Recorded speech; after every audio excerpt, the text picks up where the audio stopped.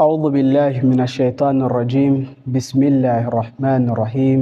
الحمد لله كلمة معتصمين ومقالة المتحرزين، وأعوذ بالله تعالى من جور جائرين وقيد حاسدين وبغي الظالمين، وأحمده فوقا حمد حمدين، والصلاة والسلام على مبعث رحمة العالمين العبد المعيد ورسول المسدد المصطفى الأمجد حبيب الله رب العالمين أبا القاسم محمد.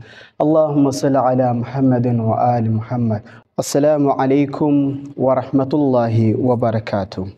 bavandimwe barimo Bayisilamu kazi, turi mu cyumweru cyo turi kwiteguramo umunsi ukomeye, umunsi wa Khadil Hum, ari wo munsi wa 18 Dhul-Hijjah. Bavandimwe, ni umunsi Allah subhanahu wa ta'ala yategetse intumwa y'Imana Muhammad sallallahu alayhi wa alihi wa sallam, Allahumma salli ala Muhammad wa ali Muhammad, kugaragaza umusigire wiwe. Intumwa y'Imana Muhammad sallallahu alayhi wa alihi wa sallam nawe ahagaragaza umusigiri wiwe nyuma yiwe yuko hari umuyobozi, ndetse akaba ari umuyobozi na wundi ni Amirul Mu'minin Ali ibn Abi Talib ndetse n'urubyaro rwiwe, aho adusigira hadithi takalain, akadusigira kitabullah azza wa jalla, ndetse akadusigira wa itrati ahlul bait, ndetse n'umuryango wiwe mutagatifu ariwo ahlul bait. Bavandimwe, ni umunsi w'ibyishimo mu mutima w'abemeramana, ni umunsi abemeramana bahaguruka bagashimira Allah subhanahu wa ta'ala,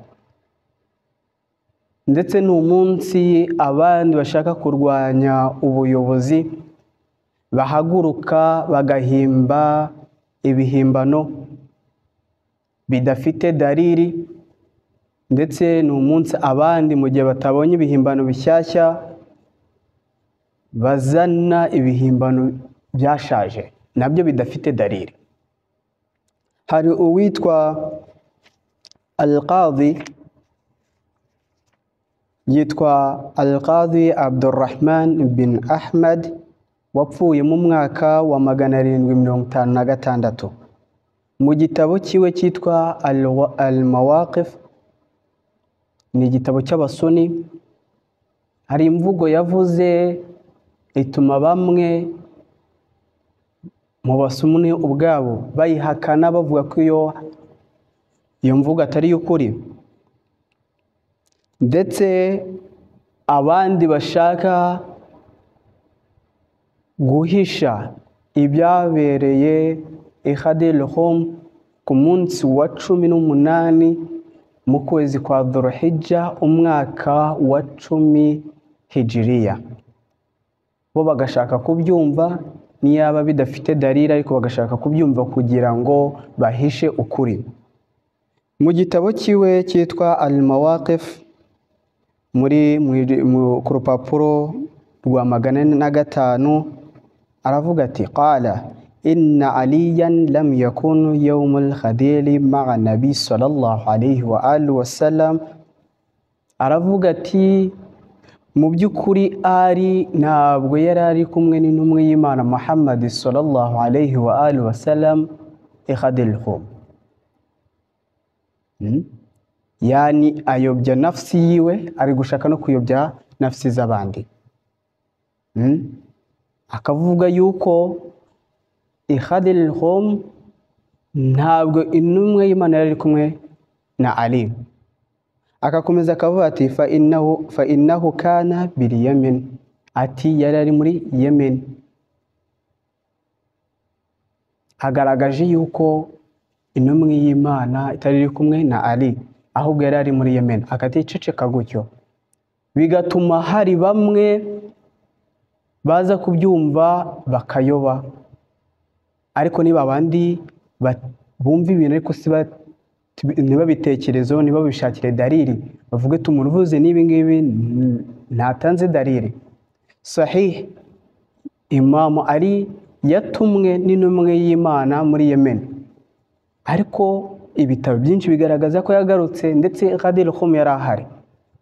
Sasa uyu nguyu uvuze iyi mvugo nagaragaze dalili, nanagaragaze ko yigeze kugaruka, ntagaragaze ko angahe ko bigeze kugaruka. Uwo nguwo umuntu aba afite dalili.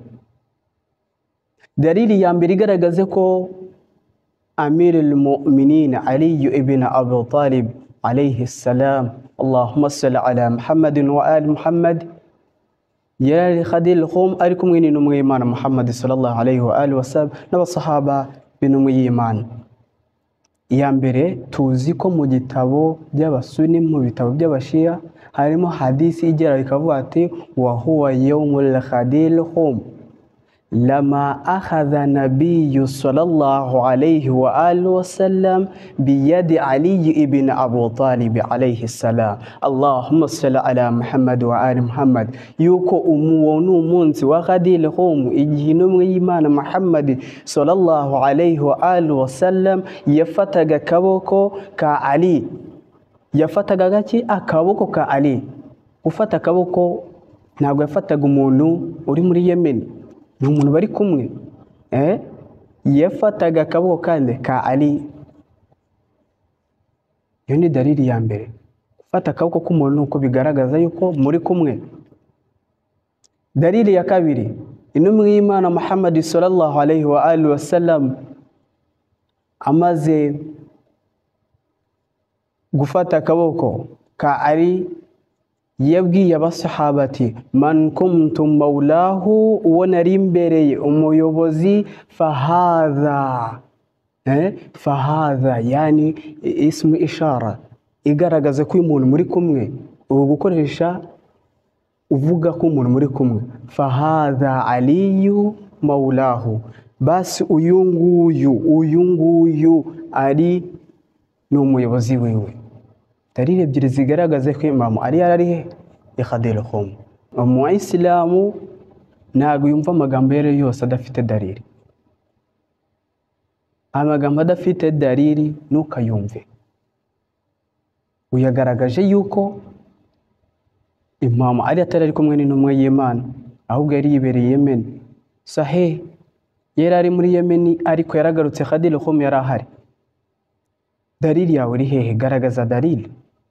Gihamya iri hehe yuko Imam Ali yagumye Yemen?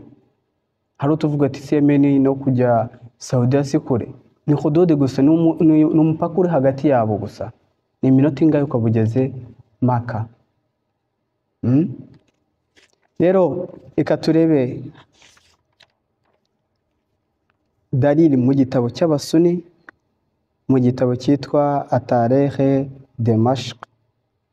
Igitabo cyitwa Tarikh Dimashq mu ijuzu ya 45 urupapuro rw'179, hadisi uturuka kwa Abu Huraira qala man sama yawm 18 min Dhulhijja, ati umuntu uzafunga umunsi wa 18 mu kwezi kwa Dhulhijja, kutiba lahu siyama 60 shaharan, ati azandikirwa n'uwafunze amezi 60.